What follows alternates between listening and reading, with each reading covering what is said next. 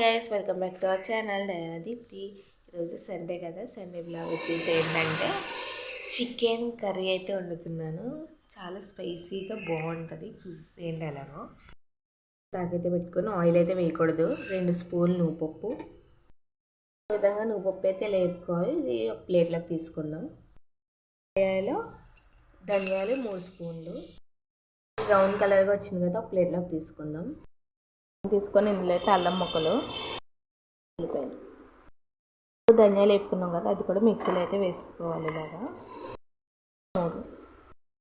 మూడు వేసుకుందాం. యాడ్ చేసుకుంటే ఇలా అయితే మిక్సీ చూపించిన విధంగా అయితే చేసుకోవాలి. చికెన్కి సంబంధించిన మసాలా అయితే చిన్న ముక్కలు కోసుకొని ఇప్పుడైతే వేసేస్తున్నాను. వెలిగించుకొని దాకైతే పెట్టుకొని ఆనియన్స్ అయితే వేసేసాను. పచ్చిమిర్చి రౌండ్గా కోసుకోవాలి, ఇందులో అయితే వేసేస్తున్నాను. పసుపు, సాల్ట్. ఈలోపు మనం చికెన్ అయితే వాష్ చేసుకుందాం. ఇదైతే 1/4 కేజీ చికెను వేసేసి శుభ్రంగా ఫస్ట్ వాటర్ వేసి శుభ్రంగా అయితే వాష్ చేసుకుందాం. ఇక మళ్ళీ మామూలు వాటర్తో 2 టైమ్స్ కడుక్కోవాలి. చికెన్ని శుభ్రంగా వాష్ చేసుకున్న చికెన్ అయితే వేసేస్తున్నాను.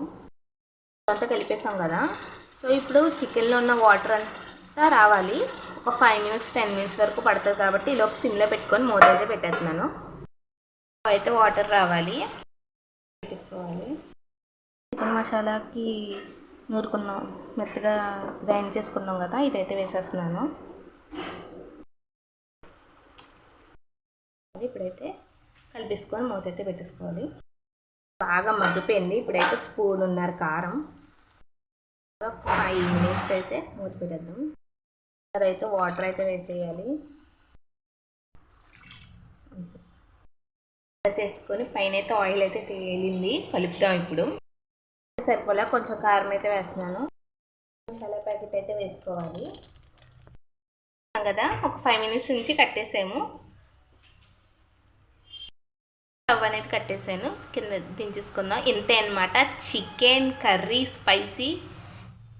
ఎవరైనా ఇలాగే ట్రై చేయండి, కింద కామెంట్ బాక్స్లో కామెంట్ చేసేయండి. Thank you for watching.